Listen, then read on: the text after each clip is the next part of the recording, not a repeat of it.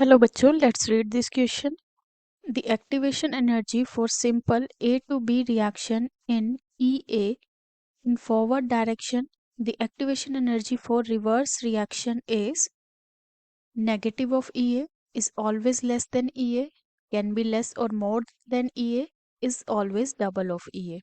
So according to the given statement, जो हमारे पास key concept है, that is the activation energy.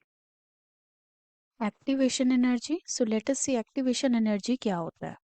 Basically, it is a kind of energy, activation energy, and this is the amount of energy जो कि molecules को required होती है to convert the reactant into the product.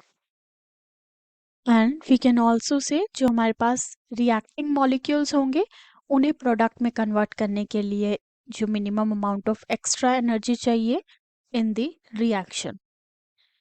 Hence we can write it is the amount of energy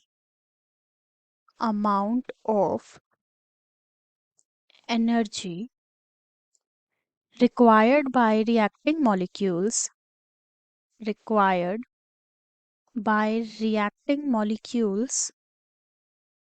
reacting molecules to get converted into the products, to get converted into the products. Activation energy जो है वो depend करती है reaction किस तरह की है. It depends on type of reaction, on type of reaction, which means reaction endothermic है या फिर एक्सोथर्मिक है. एक्सोथर्मिक और endothermic. Exothermic reaction is a type of reaction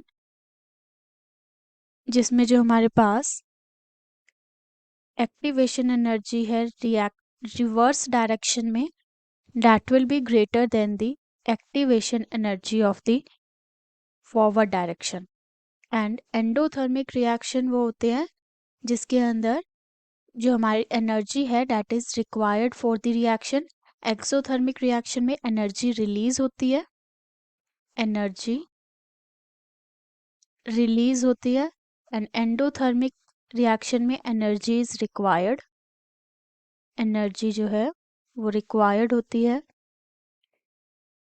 and जो एंडोथर्मिक रिएक्शन है, जो एक्टिवेशन एनर्जी होती है that is the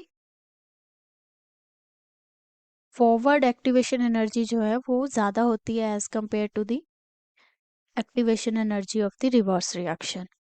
late us understand this more by the graph. जो हमारे पास एक्सोथर्मिक रिएक्शन के लिए ग्राफ आता है between the energy and reaction progress.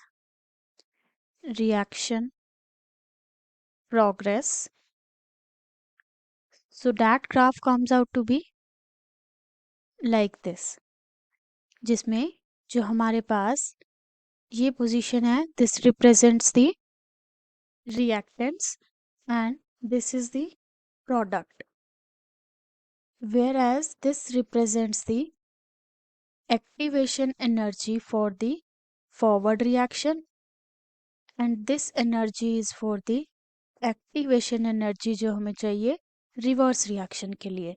So in this graph we can see जो reverse reaction है उसके लिए activation energy जो है हमें ज़्यादा चाहिए है and जो हमारे पास फॉरवर्ड डायरेक्शन के लिए एनर्जी है वो हमें कम चाहिए है.